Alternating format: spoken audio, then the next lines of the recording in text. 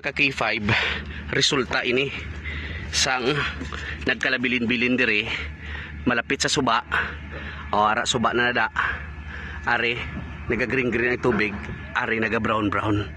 Resulta ini mga ka K5 sang waste materials. Kuhaan ta sample.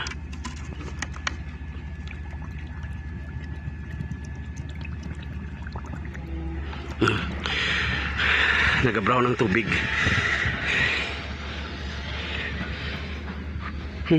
Bulanon gid.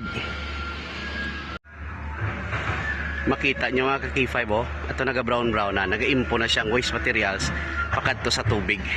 Pero jutay gamay na gid lang nga volume sang waste materials na naga-impon.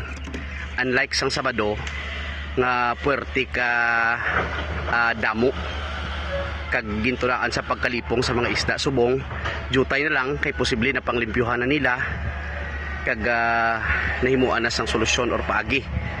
That is why nga ariyo gamay na lang nagalusot diri sa Sicaba River. Ari ang mas klaro amo na siya ang waste materials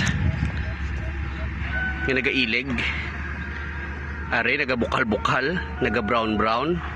Pagkatapos ang brown, ara na mga ka-K5, brown pakadto na sa tinaw nga tubig. Tinaw na.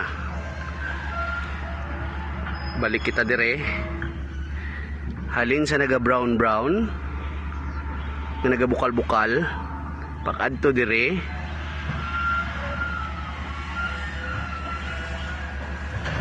Amo na ning Sicaba River. Ari pagid mga ka-K5, isa sa mga malapad nga nabilin dire, no? Sa nasiling tanang halin na siya sa may trampahan. No, ari nag-stack up dire. Naga brown, ngano naga itom na may medyo malangto nga baho. So ari nagkuha kita sang sample. Oh. Naga-stack